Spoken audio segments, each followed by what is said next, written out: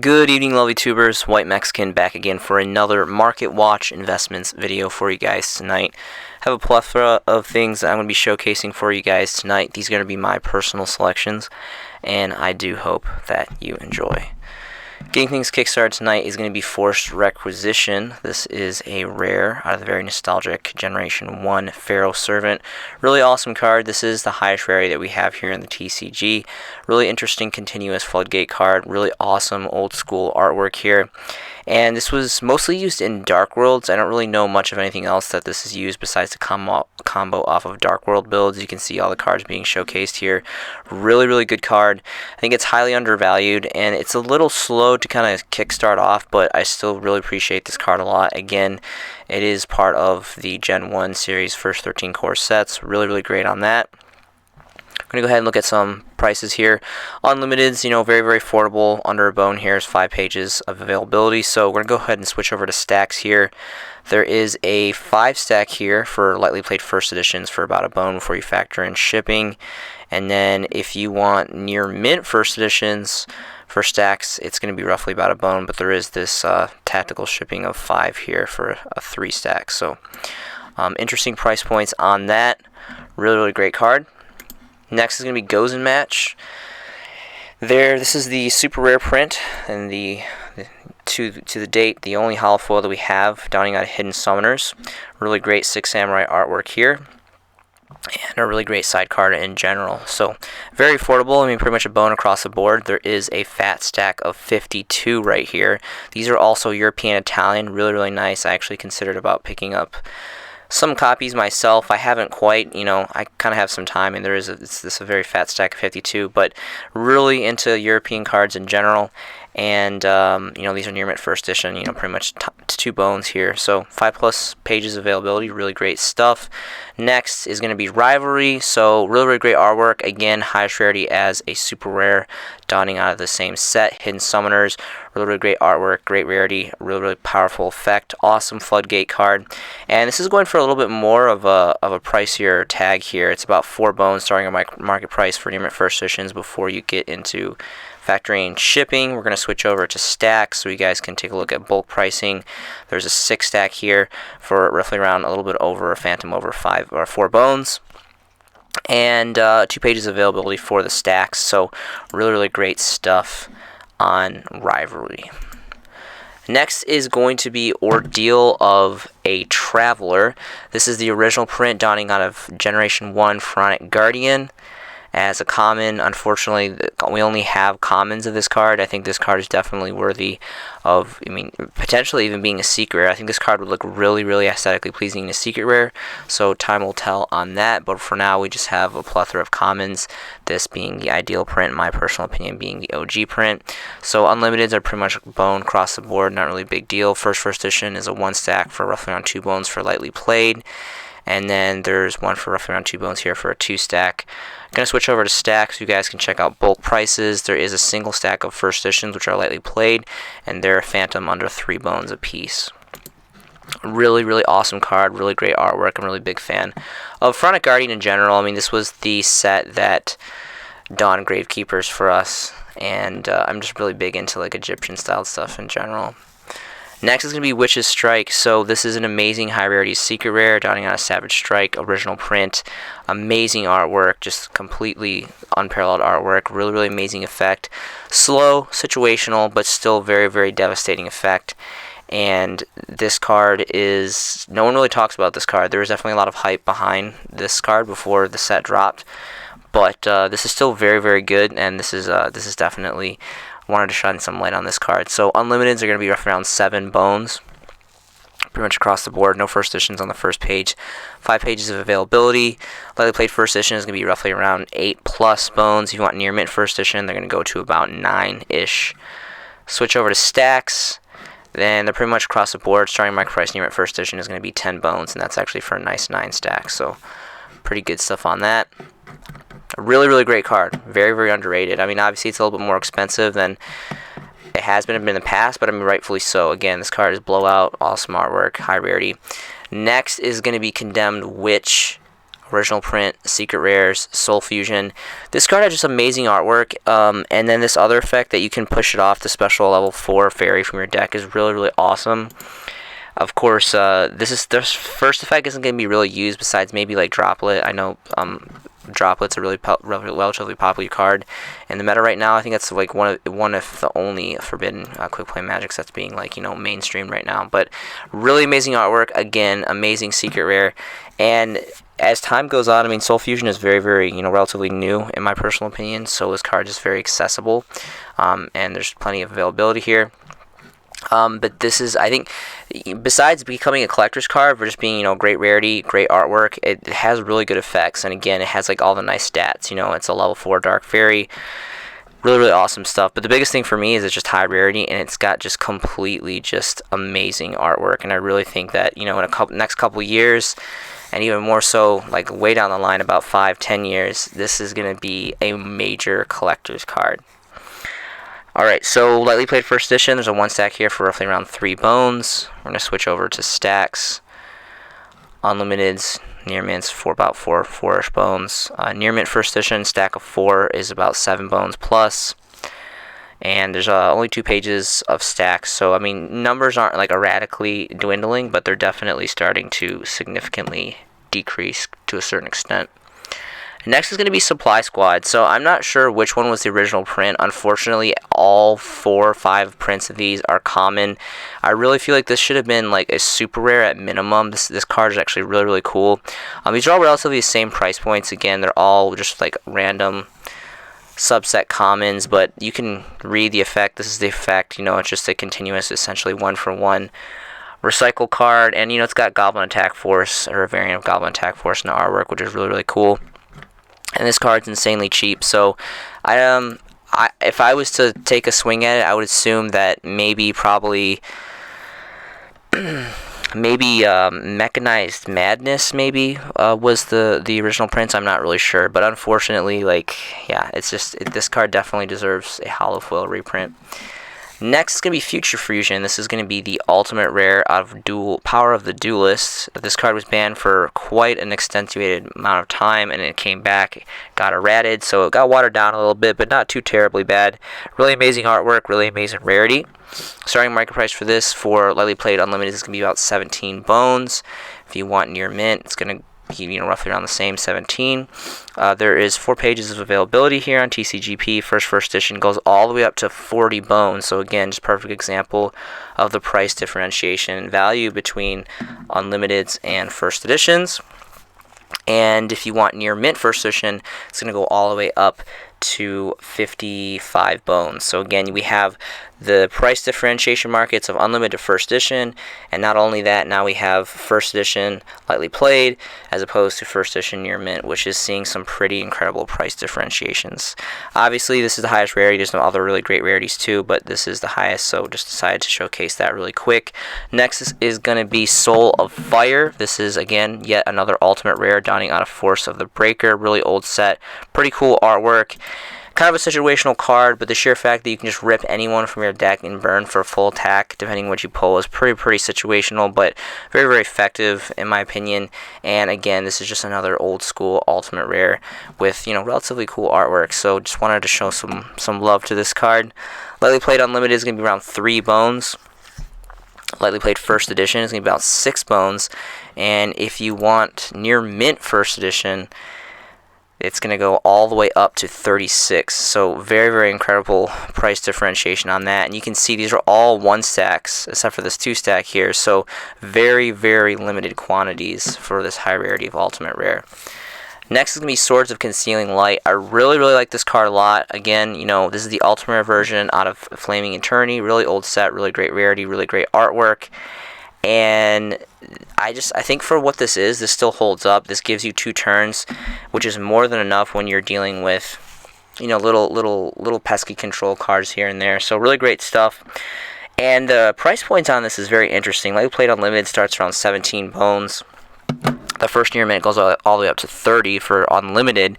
The first edition, which happens to be near mint, goes all the way up to 220 bones. So it's insane. Then we went from 17 all the way to $219 for that first edition stamp. So huge price differentiation between that. Again, everyone knows there is great market value between the different versions, and only 2 pages of availability, so really great stuff. Later on in the video, I'm going to show you a healthy alternative. It's very nice. That's also a lot more affordable.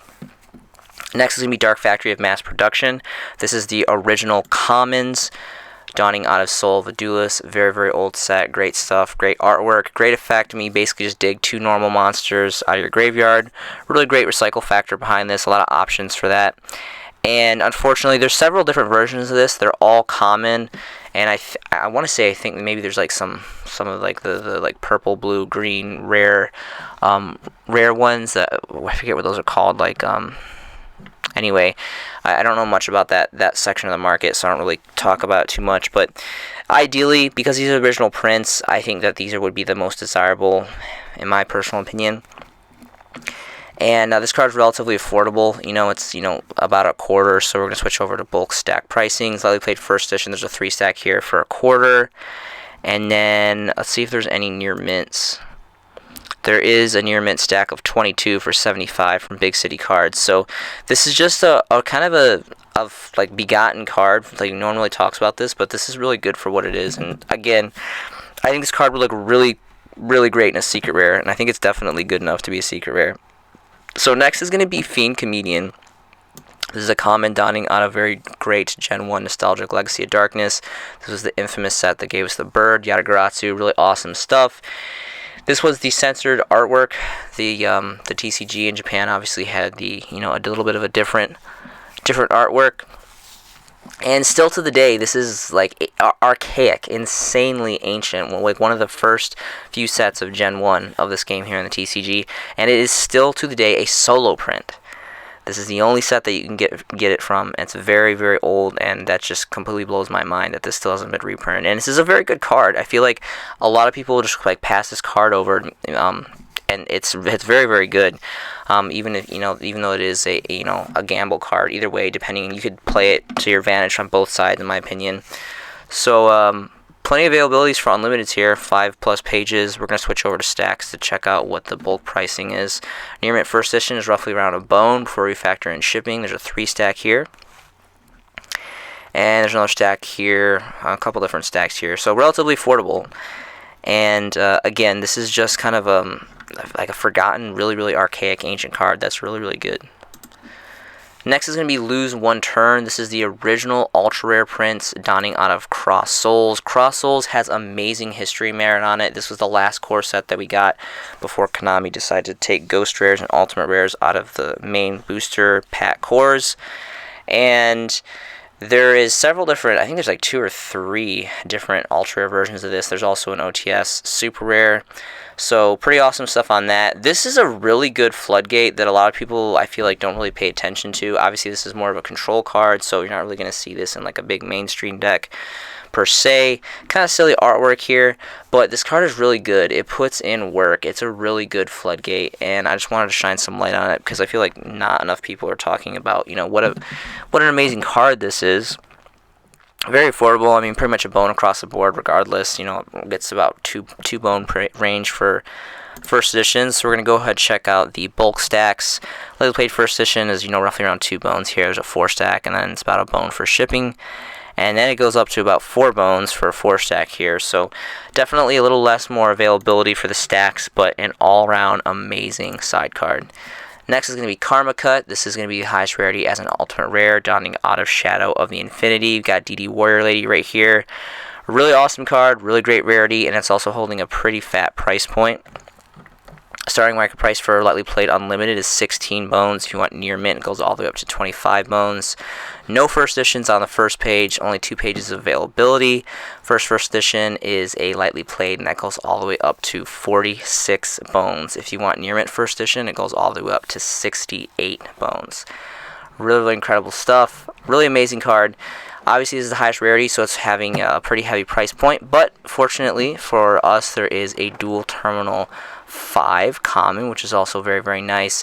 This has definitely had an upspark in in value here, we can see starting market price is about almost, will be about five and a half bones here, and there happens to be a 20 stack, so that's pretty luxurious. Definitely significantly more value than what it used to be, but again, I can't be the only one, and obviously as we see the market here shifting, forever augmenting, there is just a huge eradication of these very, very amazing collectible dual terminal cards, which are also no longer in production. Next is going to be Cyber Summon Blaster. This is the highest rarity as an ultimate rare, dawning out of Power of the Duelist. So, machine types, they always come in and out of the meta. Of course, you got Cyber Dragons and, like Ancient Gears and stuff. There's a whole bunch of kind of just random cards that come in and out. But, it's pretty generic. There's some pretty solid machine decks out there and support cards. And the sheer fact just to burn for 300 per special summon is pretty cool. And again, this is just another old school ultimate rare. So, it's got that going on for it. Starting market price for lightly played limited is roughly going to be around 3 bones before you factor in shipping. First edition lightly played, again, a little bit over 3 bones. And there is 3 pages of availability, so just out of curiosity, I'm going to switch over to stacks. There is a fat 24 stack here for near mint first edition for 8 bones. So pretty incredible numbers on that.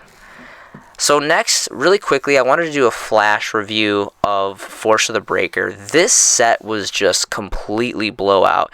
It has a lot of amazing rarities. Like, look at all the ultimate rares that this set donned. And some really great secret rares. One of my favorite trap cards of all time, Eradicator Epidemic Virus. This card's super, super good. For the longest time, it was hit to 1. I don't think it's still at 1 anymore, but for the longest time, it was hit to 1. Really, really powerful card. We got Ultimate Rare Gravekeeper's Commandant. This is based off of the Egyptian god Anubis, which is, the god of death. Really, really cool stuff and history merit behind that. We got some Crystal Beast stuff, and Harpy's Queen, and Ryza here. Just complete blowout on the ultimate rares naturally. This card here, King of the Shadows and King of the Underworld, these are actually not very good cards, but they are really old school secret rares, and they have a really amazing artwork. So I think more for collector's value, their prices have definitely gone up quite a bit. Of course, we have Ultimate Rare Volcanic Shell, which is really nice. Zeratius is right here as an Ultimate Rare Reoccurring Nightmare. And it just goes on and on and on. Warrior of Atlantis, Mist Archfiend. These are just really great rarities and really amazing artwork. This set was just completely unparalleled on just pushing out some really great cards and some great rarities. Got Plague Wolf here. And this is actually the set that also donned Soul of Fire too, so that's pretty awesome. So just the list goes on and on and on. I guess the original Field Barrier came out of this as a common too. So if you guys have time, I definitely would check it out. This is a interest of high interest in my personal opinion. Alright, so next is going to be Battle Pack 2, War of the Giants. I personally don't invest in this set because this didn't have star foils. It had what they call Mosaic Rare, which, player preference, I just feel like it comes off very cheaply looking, and it's just not aesthetically pleasing. It looks really digitalized, pixelated, and just doesn't look very good. But I have to give it credit. There is some insane value in this set. The God cards here are holding some pretty great numbers. Photon Sanctuary, Graceful Charity, Pot of Greed, Sinister Serpent, Reasoning, Wabaku, augmented version of the DT foiling here. And for all these top cards, they're pretty good money. So personally, I don't really recommend that you guys invest in this set particularly, just because I don't think it looks good. Starfoil is just completely superior in every way, in my opinion. I think it just looks a lot more aesthetically pleasing, but I cannot deny that there is some great value for some of these cards, so I would recommend that you guys sell them. Next is going to be Battle Pack 3. There is a lot of Shatterfoil cards in here and some pretty good selections. Card Advance, I'm pretty sure, if I'm not mistaken, this was the only set that had this card. It's got, really beautiful blue eyes in the back, and it's got cardboard on cardboard artwork.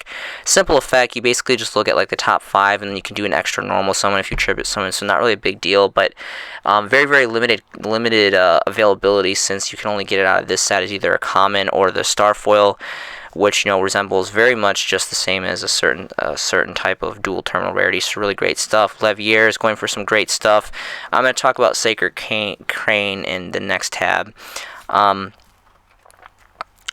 We have Mizuki here, which is really great. Dark Bribe, all these as shatter foil rares, and there's just a lot of really good, pretty cornerstone cards. You got Diamond Dyer here, Breakthrough. So I really recommend you guys just kind of go through these. I just picked up some of these myself personally. Creature Swap, really like that card, and it looks really, really nice in shatter foil.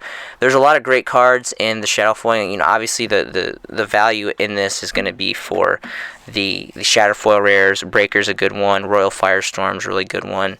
So I really recommend, if you guys have time, just kind of quickly go through this and look specifically at the shatter foil rares, as they are pretty much the next versions of DTs in my personal opinion, and are going to be kind of next on the chopping block for getting pretty much eradicated from the market for certain cards, because DT is no longer a thing.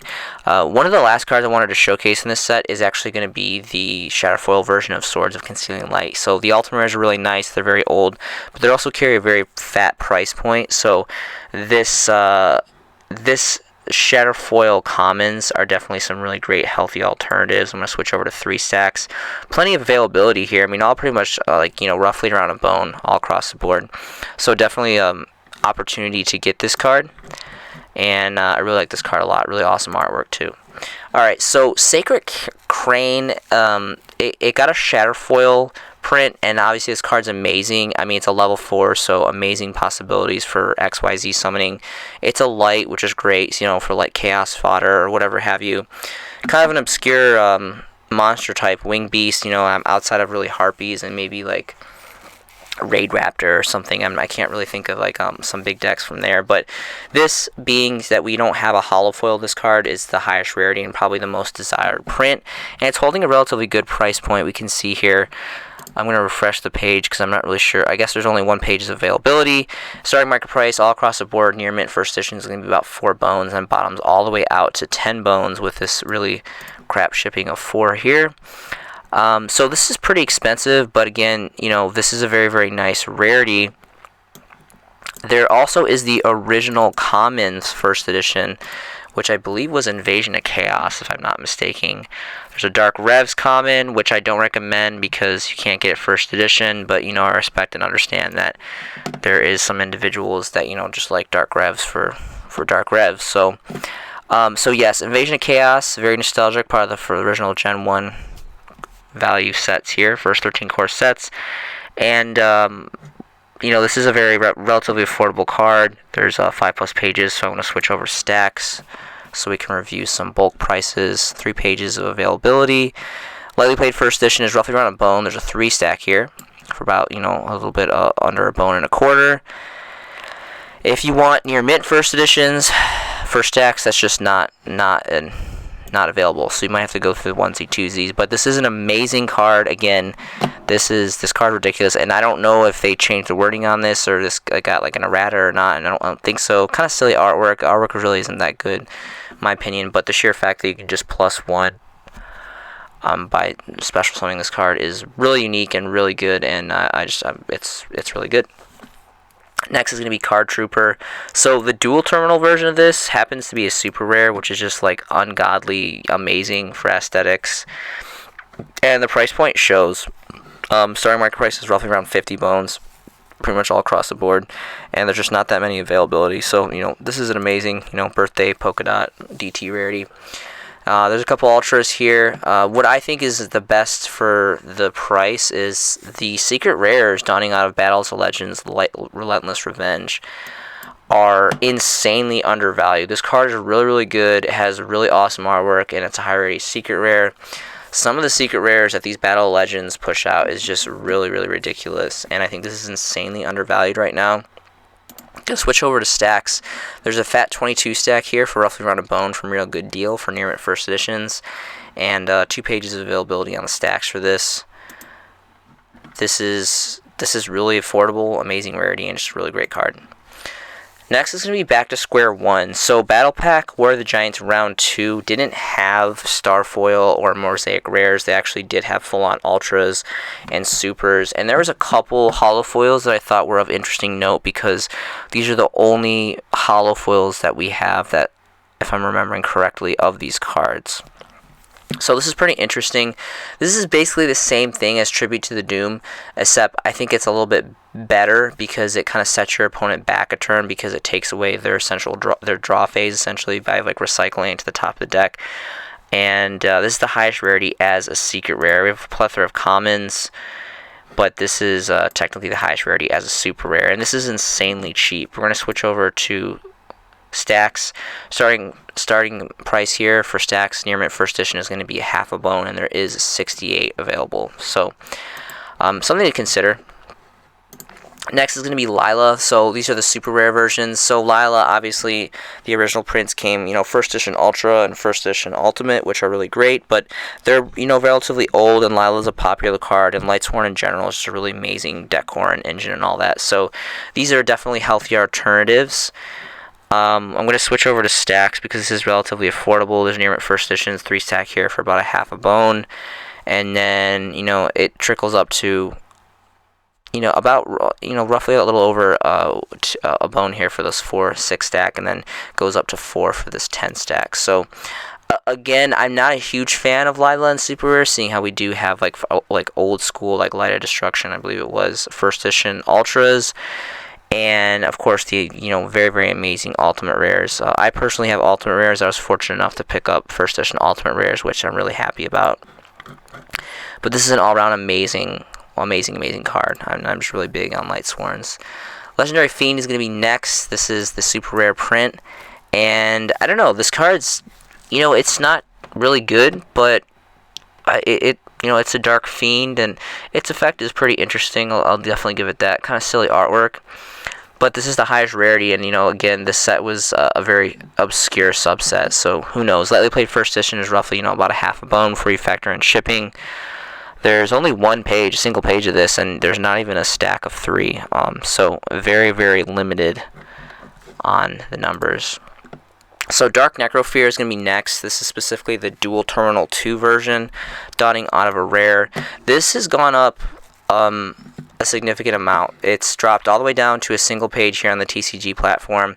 Starting market price is 7 bones, and then it bottoms out at 12. And I'm really, really happy to announce this and to discover this because I've been trailing this card for several years, and this is one of my all-time favorite DT investments. I really love the artwork of Dark Necrofear. I love the effect. I love how she's just a badass Dark Fiend, and a level 8. I love XYZ rank 8 plays, so really awesome stuff. Next is going to be Dual Terminal 7's Infernity Archfiend, and this is actually an error because it's listed as a common. That's not accurate. You can actually see it in the picture here. There's the silver lettering. This actually was manufactured in the rarity of rare, not common. So this is an error on TCGP. And this was another card that I invested very heavily in, specifically for the DT prints, and I just thought, for the longest time, just like Dark Necrofear, this card was like under a bone, and it had like masses of availability. Only 3 pages left here.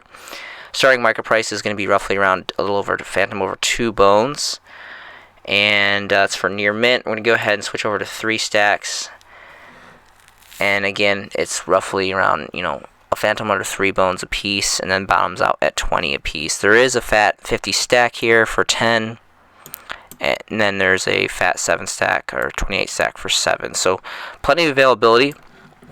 An all-around amazing card, amazing rarity. Next is going to be Castel. So for the longest time, this was like an instant staple at one of. Pretty much everyone ran one of these in their extra decks, and some people still do, and I think rightfully so. I think this is still a really, really good card. Obviously, Astral Pack 7 is holding a pretty fat price point as the highest rarity is an ultimate rare. My personal opinion, the best one to invest for aesthetics and affordability purposes would be the Duelist Saga Ultra Rares. Again, Duelist Saga is still to date the only set that has a special lightsaber looking ultra rare foiling, which is really, really great and unique. And then if you don't want to get those first edition ultra rares from Duelist Saga, I would recommend you go for the very original OG prints, super rares, first editions, Donning from Duelist Alliance, which are going for some really insanely cheap price points. But really quick, I just want to showcase this card because, you know, I think this is the ideal print. This looks really, really great, and it's just a generic, awesome rank 4. And there is a 5-stack here for 75 for Near Mint First Edition, so that's pretty incredible. There's 5+ pages. You guys should definitely have, I would say, at least a playset. This is still very much a very, very good utility card. And kind of playing off that, another old school, really great generic rank 4, at least back in the day, not so much anymore, but still, I think still holds up relatively, and has amazing artwork, is actually going to be Diamond Dire Wolf. So the original prints donning out of Cosmo Blazer as secret rares, obviously the most ideal print, most aesthetically pleasing. This face is kind of like silly. I don't know what's going on. This kind of looks like Asperger-ish. I do not know what was going on in the artist's mind when they gave him just like such a silly face. I don't know. Like it kind of looks like a bear face, and he's supposed to be a wolf, and I don't know. It looks a little silly to me. So I don't know what's going on with that. But Near Mint Unlimiteds is gonna be roughly around like 5 bones. There is no first editions on the first page here. 3 pages of availability. First edition, Near Mint is 8 bones. That's a single stack. And then we're going to go ahead and see if there's any stacks available. There is a stack of Near Mint first editions, but it goes all the way up to about 19 bones. And that is a 7-stack.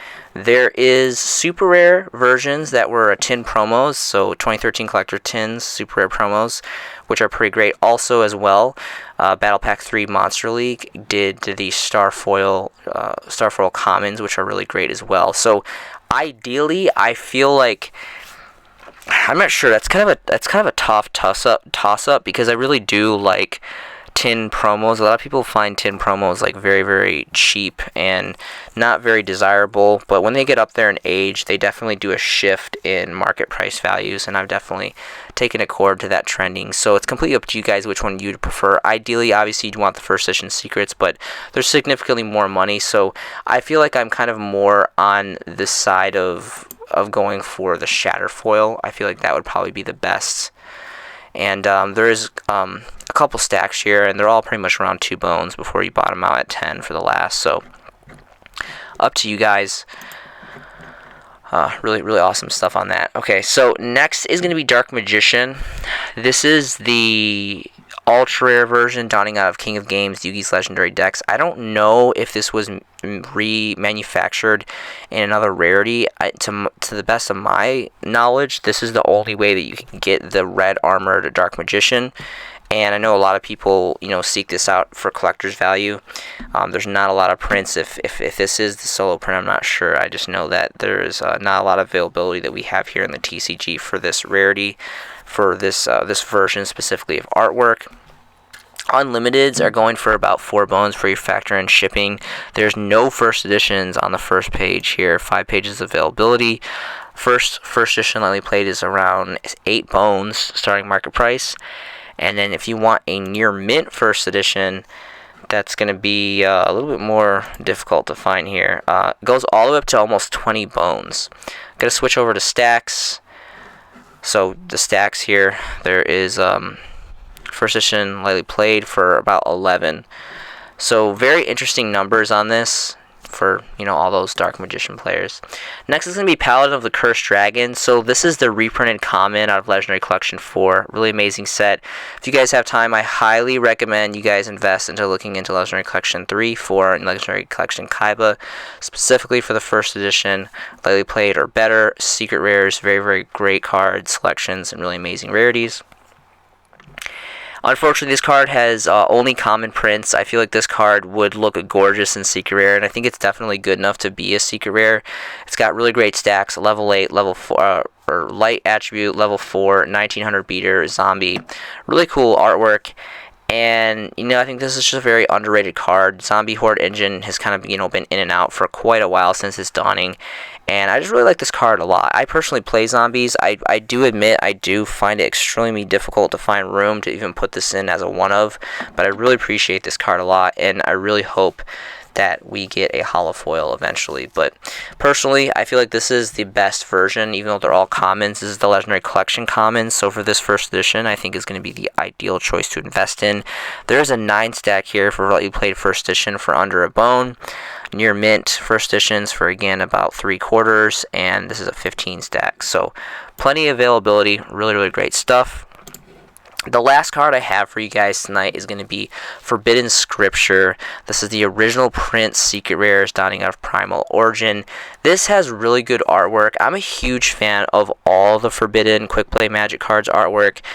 I think that not anytime soon, but, you know, White Mexican Theory, I believe that eventually they're going to bleed into the collector's market for being these really great, not all of them, but, you know, some of them, or I don't know if, I think Scripture is the only one that comes secret rare, besides Droplet. Anyway, really great artwork, really great rarity, and for the longest time, this card was insanely cheap. It was like under a bone, roughly around a bone, for first edition near mints. There's 3 pages of availability, and starting market price for lightly played first edition is roughly around a bone, so pretty affordable. But you can see they're all 1/1/1/1s. They're all 1 stack. So we're going to switch over to bulk prices to 3. Near mint first edition starting market price is roughly around 3 bones for a 3 stack, and then for 4 stack there's another 3 stack, and then they're pretty much cleared out for first editions. So this card is slowly starting to kind of dwindle away in the market.